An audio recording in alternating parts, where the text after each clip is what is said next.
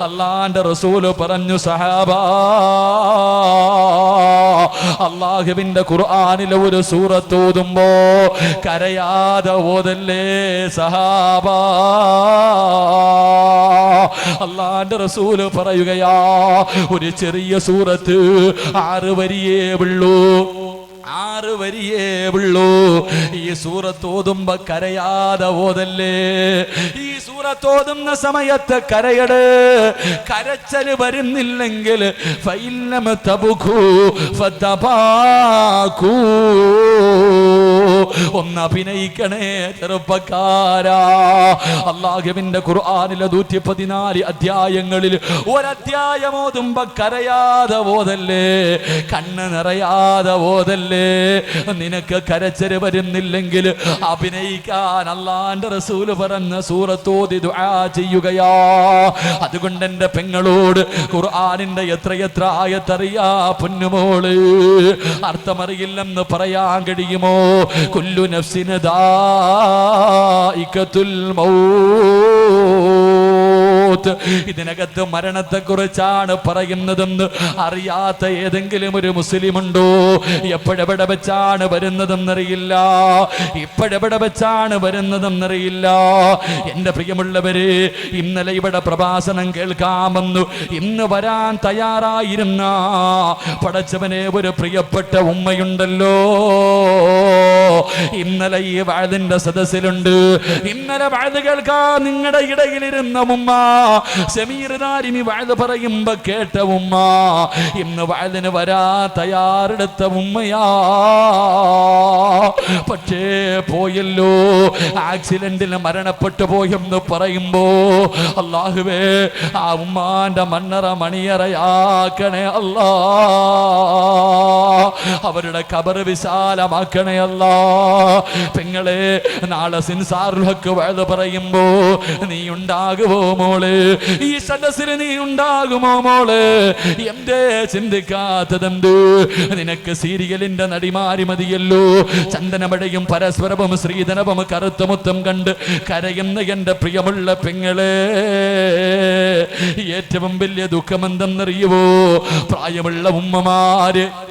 പ്രായമുള്ള ഉമ്മമാര് അവര് നരകത്തെക്കുറിച്ച് പരലോകത്തെക്കുറിച്ച് പറഞ്ഞോ, അല്ലാഹുവിന്റെ ഖുർആനിന്റെ ആയത്തുകൾ ഓതിക്കൊടുത്ത അവരുടെ ഹൃദയത്തിൽ ഇറങ്ങാറില്ല.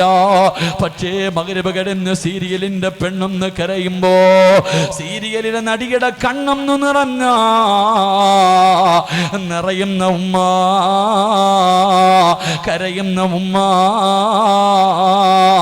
നിനക്ക് പഠിക്കാൻ ഒരു നടിയെ പറഞ്ഞു തരട്ടെ, നിനക്ക് പിൻപറ്റാൻ ഒരു പെണ്ണിനെ ഞാൻ പറഞ്ഞു തരട്ടെ. എന്റെ പ്രിയമുള്ളവരെ, ചരിത്രത്തിൽ കാണാ റബീഅത്ത് ഇബ്നു അസ്ം എന്ന് പറയുന്ന ഒരു ചെറുപ്പക്കാരനുണ്ട്. എന്റെ പ്രിയമുള്ള ചെറുപ്പക്കാർക്ക് പഠിക്കാ പറഞ്ഞു തരോ.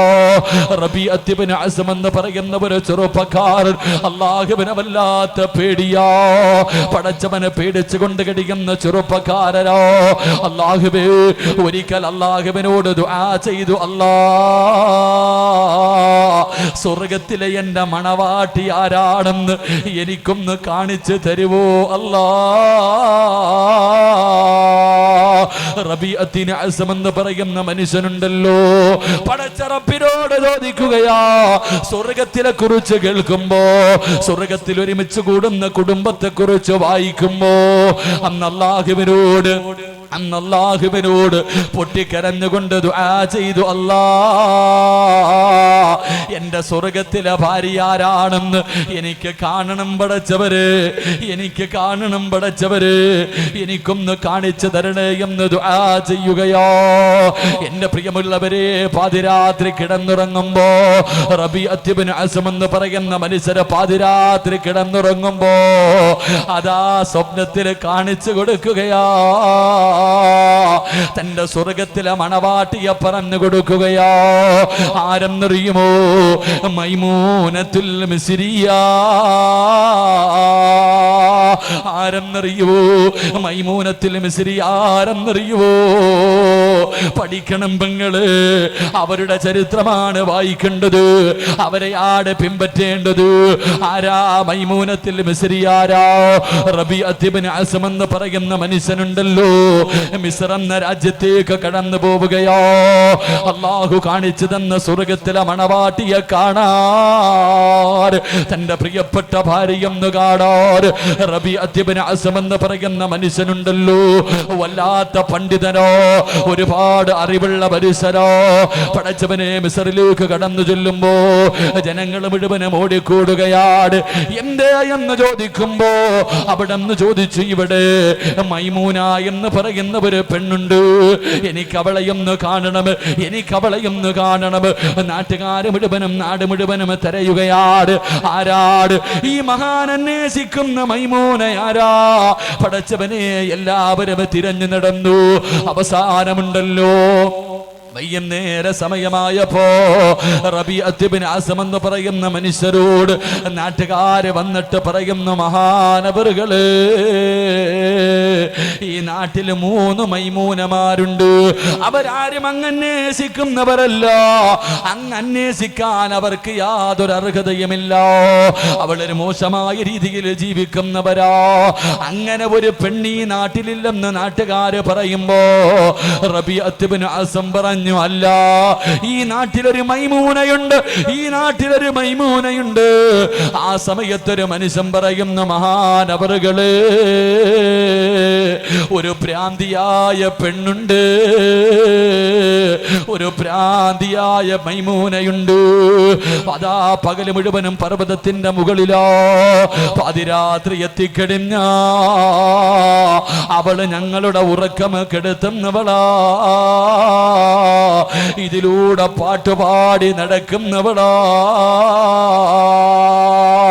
റബീഅത്ത് ഇബ്നു അസ്ം അങ്ങോട്ട് കേൾക്കുമ്പോ അവിടെന്ന് മനസ്സിലായി, ആ മൈമൂന തന്നെയാ എന്റെ ഭാര്യ, എനിക്ക് അവരെയൊന്ന് കാണണം. അതാ മലയുടെ മുകളിലേക്ക് നടന്നു ചെല്ലുകയാ. അല്ലാഹുവേ, റബീഅത്ത് ഇബ്നു അസ്ം എന്ന് പറയുന്ന മനുഷ്യർ പർവ്വതത്തിന്റെ മുകൾ തട്ടിലേക്ക് കടന്നു ചെല്ലുമ്പോ മൈമൂന നിസ്കാരത്തിലാ. അവിടെ ഇരുന്ന് കൊണ്ട് നിസ്കരിക്കുകയാണ്. നമസ്കാരം കഴിഞ്ഞപ്പോ റബീഅത്ത് ഇബ്നു അസ്ം പറഞ്ഞു, അസ്സലാമു അലൈക യാ മൈമൂന.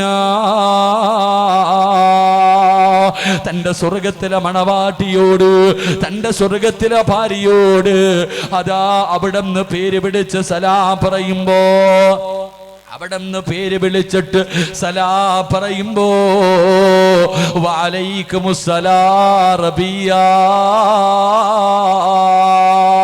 ആ ഭാര്യടാ പേര് വിളിച്ച് സലാം അടക്കുകയാ. ഞാനാണ്, എന്റെ പേര് റബിയാണെന്ന് ഇങ്ങനെ അറിഞ്ഞു എന്ന് ചോദിക്കുമ്പോ അവിടെന്ന് പറഞ്ഞു മൈമൂന പറയുകയാ, പടച്ച റബ്ബെനിക്ക് കാണിച്ചു തന്നു. പടച്ചവരെ വിവാഹം കഴിക്കാറ് സ്വർഗത്തിലെ ഭാര്യയെ കാണാമെന്ന ഭർത്താവിനോട് മൈമൂന എന്ന പെണ്ണ് പറഞ്ഞ്, എനിക്കൊന്ന് ഖുർആൻ ഓതിത്തരുവോ, അല്ലാഹുവിന്റെ ഖുർആനും ഓതിത്തരുവോ? കേൾക്കാനുള്ള കൊതി കൊണ്ടാ, അല്ലാഹുവിന്റെ ഖുർആൻ ഓതുന്നത് കേൾക്കാനുള്ള കൊതി കൊണ്ടാ. എന്റെ പ്രിയമുള്ളവരെ, റബീഅത്ത് ഇബ്നു അസ്ം എന്ന് പറയുന്ന മനുഷ്യൻ അങ്ങോട്ട് ഓതുകയാണ്. അല്ലാഹുവിന്റെ പരിശുദ്ധമായ ഖുർആനിലെ ഒരു സൂറത്ത് ഓതുകയാ. യാ അയ്യുഹൽ മുസമ്മിൽ ഖുമിൽ ലൈല ഇല്ലാ ഖലീലാ നിസ്ഫഹു അമിൻ ഖുസ്മിനുഹു ഖലീലാ ഔ സിദ് അലൈഹി വറത്തിലിൽ ഖുർആൻ തർതീലാ. സൂറത്തുൽ മുസമ്മിൽ ഇങ്ങനെ ഓതുകയാ. ഭർത്താവ് ഓതി കൊടുക്കുന്നു, ഭാര്യയുടെ കണ്ണ് നിറയുകയാണ്. അവസാനം ഓതി റബ്ബേ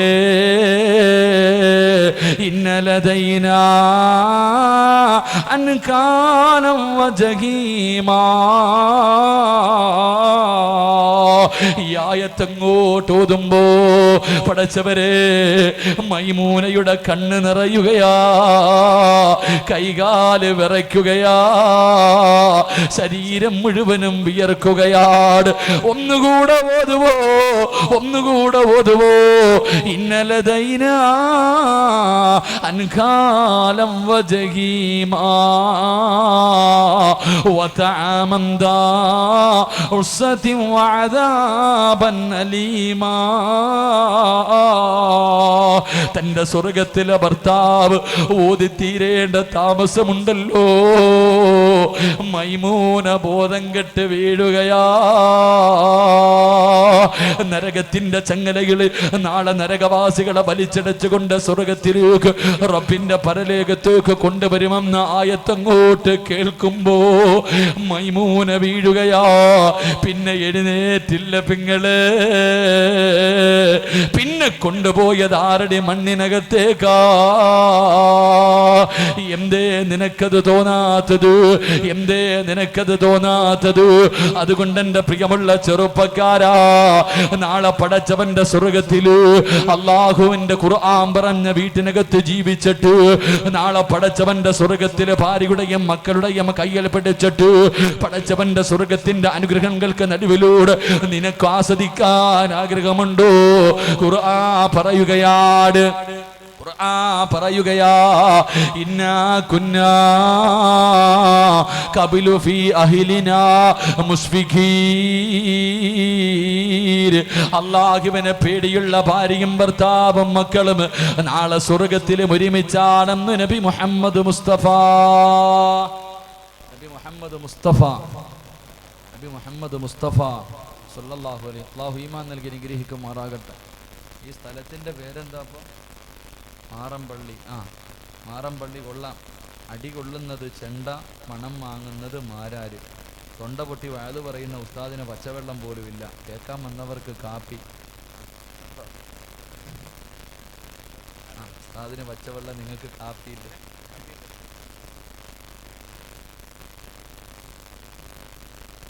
അല്ലാഹു ഹൗദുൽ കൗസർ നൽകി അനുഗ്രഹിക്കുമാറാകട്ടെ. അല്ലാഹു നൽകി അനുഗ്രഹിക്കുമാറാകട്ടെ. എനിക്ക് മാത്രമല്ല നിങ്ങൾക്കൂടെ അല്ലാഹു നൽകി അനുഗ്രഹിക്കുമാറാകട്ടെ. സമയം 10:30 നിർത്തിക്കൂടെ? എത്തട്ടെ?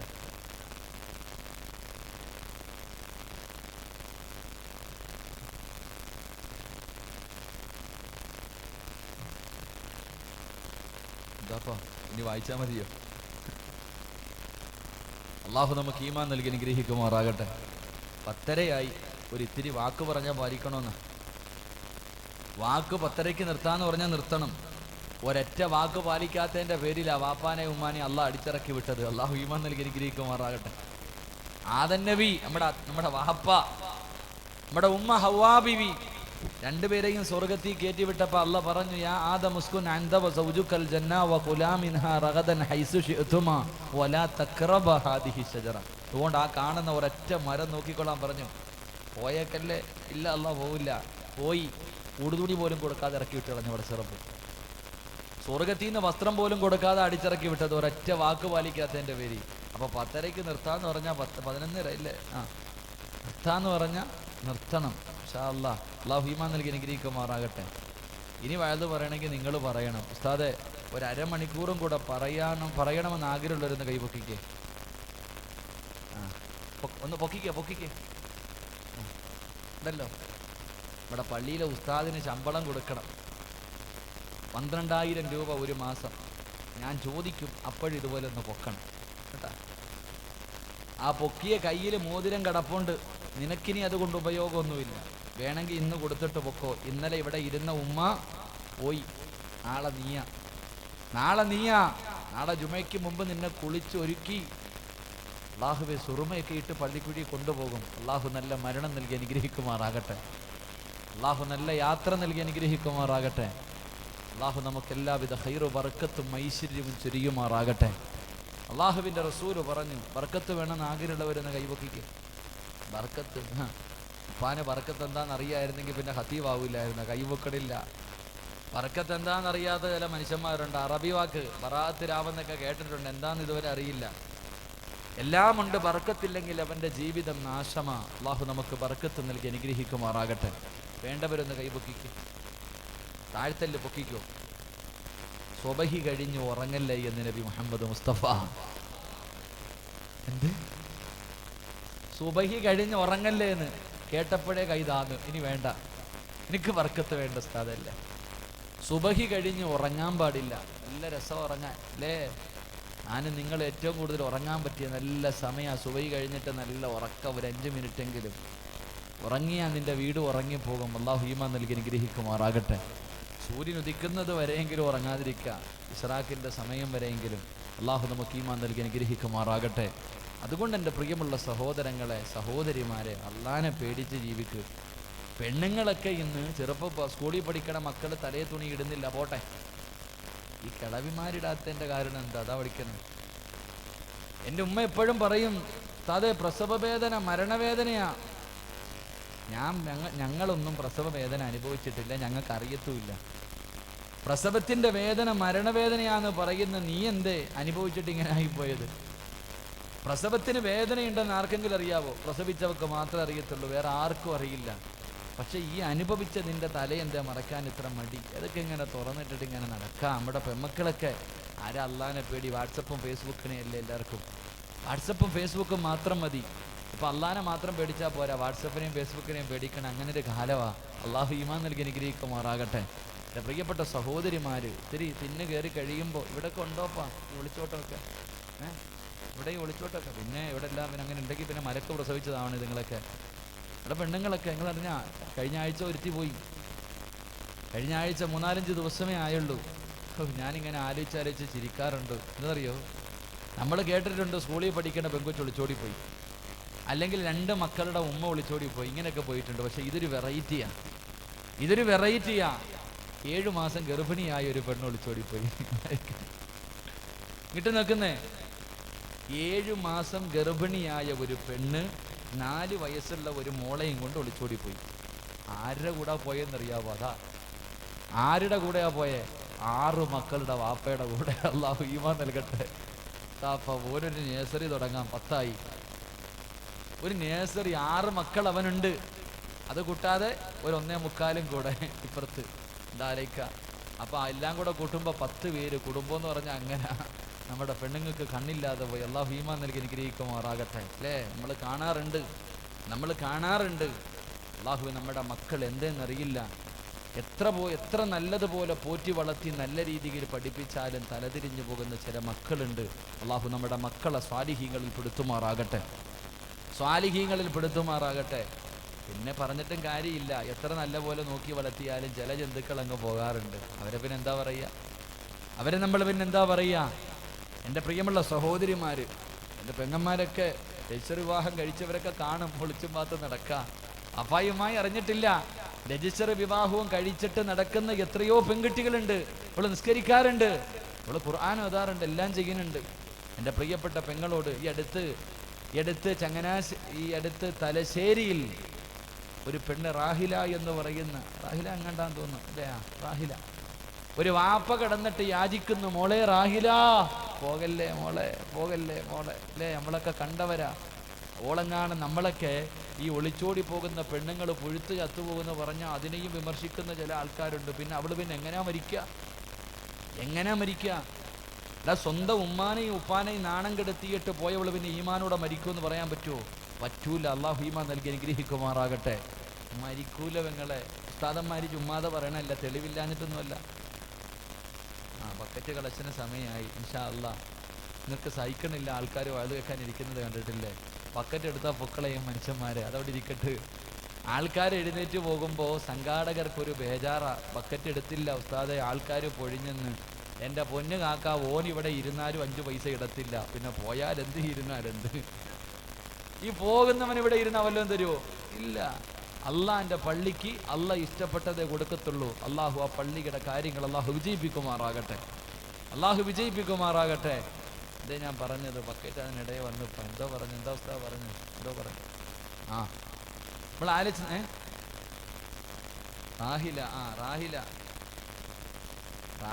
റാഹില എന്നുള്ള വിളി ആദ്യം വിളിച്ചതാരാ? റാഹില, മോളെ റാഹില പോകല്ലേ എന്ന് ഒരു വാപ്പ വിളിച്ചു.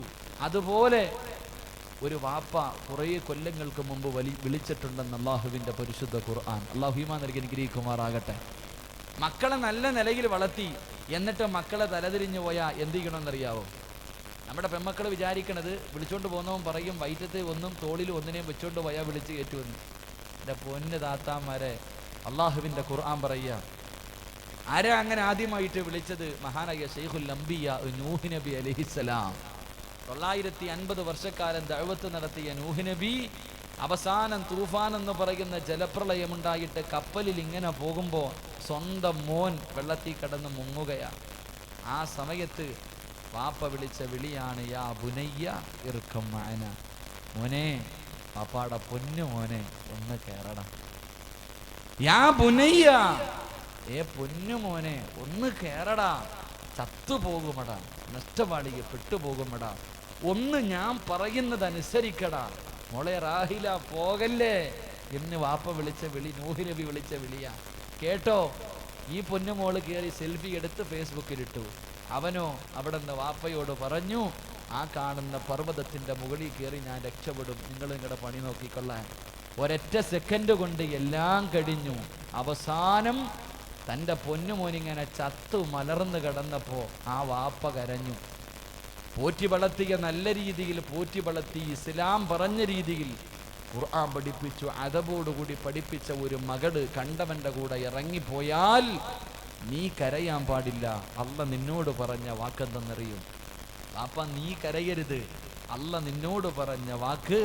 നൂഹ് നബി കരഞ്ഞപ്പോ ജിബ്രീൽ വന്നിട്ട് പറഞ്ഞു, ഫഇന്നഹു ലൈസ മിൻ അഹ്ലി, കരയല്ലേ നബിയേ, ഇവൻ നിങ്ങളുടെ കുടുംബത്തിൽ പിറന്നവനല്ല.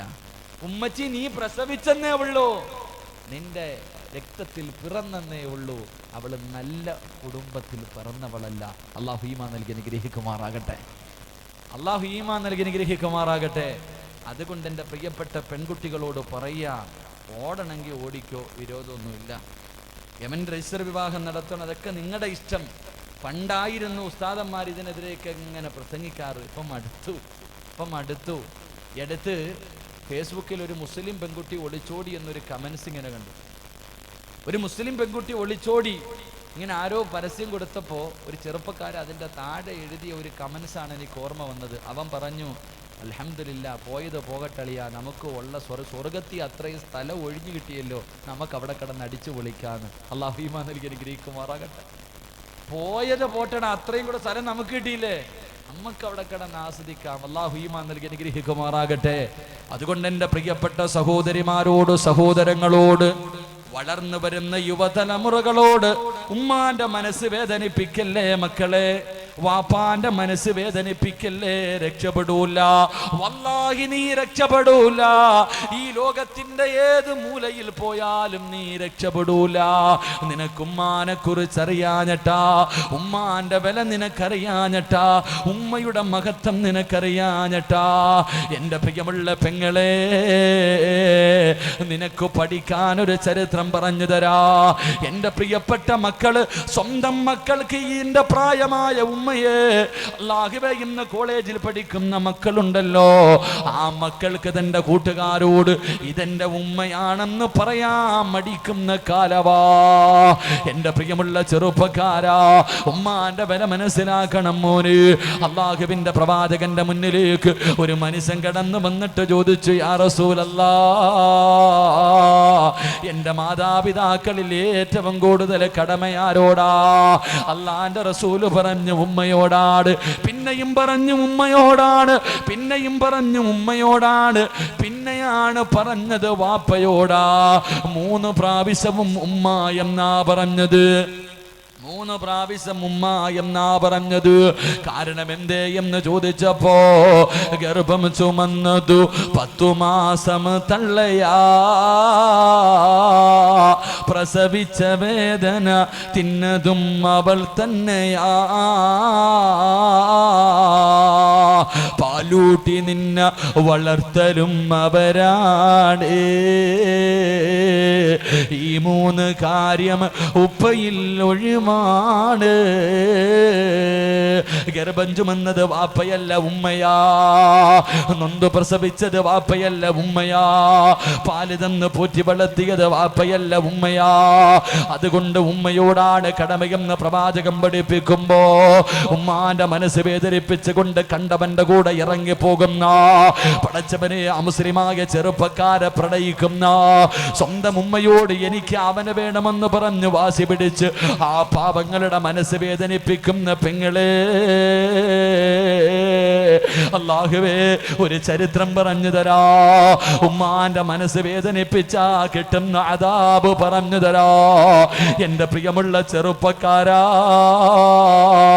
സാലിമെന്ന് പറയുന്ന ഒരു പൊന്നുമോനുണ്ടല്ലോ, സാലിമെന്ന് പറയുന്ന ഒരു ചെറുപ്പക്കാർ തന്റെ കൂട്ടുകാർ മുഴുവനും വിളിച്ചു, സാലിമേ അല്ലാഹുവിന്റെ കഅബയിലേക്ക് പോകുകയാ, നീയും വരുന്നോ? ഞങ്ങളെല്ലാവരും കൂടെ മക്കത്ത് പോവുകയാ, നീ വരുന്നോ സാലിമ്? സാലിമ് പറഞ്ഞു, ഞാൻ എൻ്റെ ഉമ്മയോടൊന്ന് ചോദിക്കട്ടെ. സാലിം എന്ന ചെറുപ്പക്കാർ തൻ്റെ പ്രിയപ്പെട്ട ഉമ്മയോട് ചോദിച്ചു, ഉമ്മ എൻ്റെ കൂട്ടുകാർ മുഴുവനും മക്കയിൽ പോവുകയാ, ഞാനും കൂടെ പോകട്ടെ? ഉമ്മ പറഞ്ഞു, വേണ്ട മോനെ, നീ പോയാ എനിക്കാരുമില്ലല്ലോ, എന്നെ ആരാടാ നോക്കുന്നത്, എനിക്കാരാ ഭക്ഷണം വിളമ്പിത്തരുന്നത്? ഉമ്മ പൊന്നുമോനോട് പറഞ്ഞു, പോകണ്ട. സാലിം എന്ന ചെറുപ്പക്കാരൻ തന്റെ കൂട്ടുകാരോട് പോയി പറഞ്ഞു, എന്റെ ഉമ്മ എനിക്ക് അനുവാദം തരുന്നില്ല. അവര് പറഞ്ഞടാ, മക്കയിൽ പോകാനാ ചോദിച്ചത്, എന്നിട്ട് പോലും നിന്റെ ഉമ്മ വിടുന്നില്ലല്ലോ. തന്റെ കൂട്ടുകാര് കളിയാക്കുകയാണ്. സാലിം എന്ന ചെറുപ്പക്കാരൻ തന്റെ വീട്ടിലേക്ക് കടന്നു വന്നിട്ട് രണ്ടാമതും ഉമ്മയോട് അനുവാദം ചോദിച്ചു. അപ്പോഴും ഉമ്മ ഇത് തന്നെ മറുപടിയാ പറഞ്ഞത്. എന്റെ പ്രിയമുള്ള ചെറുപ്പക്കാരാ, ആ പൊന്നുമോൻ ഉമ്മാന്റെ അനുവാദം ചോദിക്കാതെ ഇറങ്ങുകയോ, ഉമ്മാന്റെ അനുവാദം ചോദിക്കാതെ സാലിം എന്ന പൊന്നുമോൻ അള്ളാന്റെ മക്കയിലേക്ക് പോവുകയോ. അവന് കളിക്കാനല്ല പോയത്, അവൻ ടൂറല്ല പോയത്, അവന് സിനിമയ്ക്കല്ല പോയത്. പടച്ചവനെ, അള്ളാഹുവിന്റെ പരിശുദ്ധമായ കഅബ കാണാനുള്ള മോഹം കാരണമാ ഉമ്മ പോകണ്ട എന്ന് പറഞ്ഞിട്ടും അനുവാദം ചോദിക്കാതെ ഇറങ്ങി പോവുകയോ. എന്റെ പ്രിയമുള്ളവരെ, അങ്ങ് കുറെ പോയി കഴിയുമ്പോ മനസ്സിനകത്തൊരു സമാധാനമില്ല, മനസ്സിനകത്തൊരു സമാധാനം കിട്ടുന്നില്ല. സാലിം എന്ന ചെറുപ്പക്കാരൻ അവിടെ നിന്ന് ചിന്തിച്ചു, അല്ലാ, ഒന്ന് 2 റക്അത്ത് നിസ്കരിക്കാമല്ലോ, നമസ്കരിച്ചാ സമാധാനം കിട്ടുമല്ലോ. ഒളുവെടുത്തിട്ട് പള്ളിക്കകത്ത് നമസ്കരിക്കാൻ കയറുകയാണ്. ഇങ്ങനെ നിസ്കരിച്ചു കൊണ്ടിരിക്കുമ്പോ നാട്ടുകാർ മുഴുവനും പള്ളിയുടെ ഭാഗത്തേക്ക് ഓടി വരികയാ. കാരണം ആ നാട്ടിലൊരു വലിയ കളവ് നടന്നു. കള്ളനോടിയത് പള്ളിയുടെ ഭാഗത്തേക്കാ. യഥാർത്ഥത്തിൽ മോഷ്ടിച്ച കള്ളനോടിയത് പള്ളിയുടെ ഭാഗത്തേക്കാ. നാട്ടുകാർ മുഴുവനും പള്ളിയിലേക്ക് ഓടി വരുമ്പോ സാലിം എന്ന് പറയുന്ന ചെറുപ്പക്കാരൻ പള്ളിക്കകത്തിരിക്കുകയാ. അവനാണ് കള്ളനെന്ന് പറഞ്ഞ് തെറ്റിദ്ധരിച്ചിട്ട് നാട്ടുകാർ മുഴുവനും അവനെ തല്ലുകയാ. എന്നിട്ട് ജനങ്ങൾക്ക് മാതൃകയാകുന്ന രീതിയിൽ അവന്റെ 2 കണ്ണ് ചൂഴ്ന്നെടുക്കുകയാണ്, അവന്റെ 2 കൈകൾ മുറിച്ചു മാറ്റുകയാ, അവന്റെ 2 കാലുകളും മുറിച്ചു മാറ്റുകയാണ്. സാലിം എന്ന ചെറുപ്പക്കാരന്റെ കൈ മുറിച്ചു, കാല് മുറിച്ചു, കണ്ണതാ കുത്തിപ്പൊട്ടിച്ചു, ശരീരം മുഴുവനും ഇങ്ങനെ രക്തമൊലിക്കുകയാണ്. അപ്പോഴും അവനെ കള്ളാ കള്ളാ എന്ന് നാട്ടുകാര് കളിയാക്കിയപ്പോ സാലിം വിളിച്ചു പറഞ്ഞു, ഞാൻ കള്ളനല്ല, എന്നെ ആരും കള്ളാ എന്ന് വിളിക്കല്ലേ. എന്റെ ഉമ്മാന്റെ മനസ്സ് വേദനിപ്പിച്ചതിന് അല്ലാഹു എനിക്ക് നൽകിയ ശിക്ഷയാ.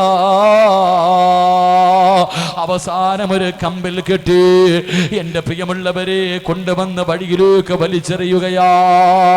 അവസാനം രക്തത്തിൽ കുളിച്ച് മരണത്തോട് മല്ലടിക്കുമ്പോ സാലിം എന്ന ചെറുപ്പക്കാരൻ യാചിക്കുകയാണ്, ആരെങ്കിലും എന്റെ ഉമ്മാടെ വീട്ടിലും എത്തിക്കുവോ, ആരെങ്കിലും എന്റെ ഉമ്മാന്റെ മുന്നിലും എത്തിക്കുവോ, എന്റെ ഉമ്മാന്റെ പൊരുത്തം വാങ്ങിയിട്ട് മരിക്കാനുള്ള കൊതി കൊണ്ടാ.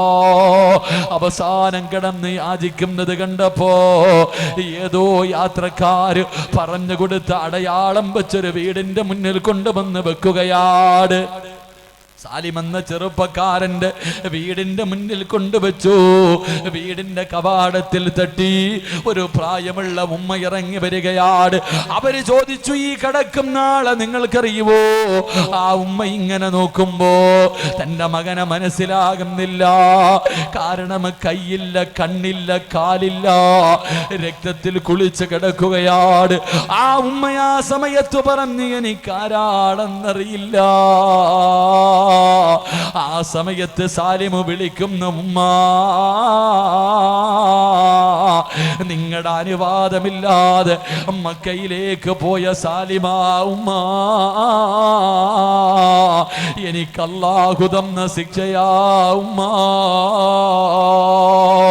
18-19 വർഷക്കാലം പോറ്റി വളർത്തിയ ഉമ്മാനെയും വാപ്പാനെയും നാട്ടുകാരുടെ മുന്നിൽ നാണം കെടുത്തിയിട്ട് കണ്ടവന്റെ പുറകെ ഓടുന്ന പെണ്ണ്, പറമോളെ രക്ഷപ്പെടുവോ, പറമോളെ രക്ഷപ്പെടുവോ? ഒരിക്കലും രക്ഷപ്പെടൂല പെങ്ങള്, ഒരിക്കലും രക്ഷപ്പെടൂല. കാരണം കഴിഞ്ഞ മാസം അല്ലാഹുവേ കോട്ടയം ജില്ലയില് കോട്ടയം മെഡിക്കൽ കോളേജിന്റെ മോർച്ചറിയില് ഒരുത്തിയുടെ മയ്യത്ത് ആർക്കും വേണ്ടാതെ കടന്ന വാർത്ത വായിച്ചവരാ. കണ്ടവന്റെ പുറകെ ഇറങ്ങിപ്പോയാ ഒരു പെണ്ണിന്റെ മയ്യത്ത് പോലും ആർക്കും വേണ്ടാതെ മോർച്ചറിയിൽ കിടന്ന വാർത്ത വായിച്ചവരോട് ഇത് തന്നെയാ മോളെ തെളിവ്, ഇത് തന്നെയാ മോളെ തെളിവ്. അതുകൊണ്ട് നീ മുസ്ലിമാണെന്ന് മറന്നു പോകല്ലൂ. അല്ലാഹുവിനെ പേടിച്ച് ജീവിക്കപ്പെണ്ട്. നീ ഒരു മുസ്ലിമാ മോള്, നീ 5 നേരം നിസ്കരിക്കുന്നവളാ മോള്, നീ അല്ലാഹുവിന്റെ ഖുർആൻ ഓതുന്നവളോ, പടച്ചുറപ്പിന്റെ മുന്നിൽ പോയി സുജൂദ് ചെയ്തവളോ. അല്ലാ നീയാണ് വലിയവനെന്ന് 100 പ്രാവശ്യം മനസ്സറിഞ്ഞിട്ട് പറഞ്ഞവളോ. എങ്ങനെ കഴിയുന്നു മോള്? എന്റെ പ്രിയമുള്ള ചെറുപ്പക്കാരാ, എന്റെ പ്രിയമുള്ള ചെറുപ്പക്കാരാ, മുസ്ലിം പെൺകുട്ടികളെ മറ്റുള്ളവരെ കൊണ്ടുപോകുന്നത് മാത്രമല്ലടാ, ആ പാവപ്പെട്ട അച്ഛനും അമ്മയും കഷ്ടപ്പെട്ട് തന്റെ പൊന്നാര മക്കളെ പോറ്റി വളർത്തുമ്പോ അവിടെ നിന്നും അവരുടെ മക്കളെയും വിളിച്ചിറക്കി കൊണ്ടുവരുന്നത് ആണത്തമല്ലടാ. കൂട്ടുകാര് കൊണ്ടുവരാൻ പറയുമ്പോ ഒരച്ഛനും അമ്മയുടെയും കണ്ണ് നിറച്ചിട്ട് അവരുടെ മക്കളെ വിളിച്ചിറക്കി കൊണ്ടുവന്നോ അവരെ ഇസ്ലാമിലേക്ക് വേണമെന്ന് ആരാടാ പറഞ്ഞത്?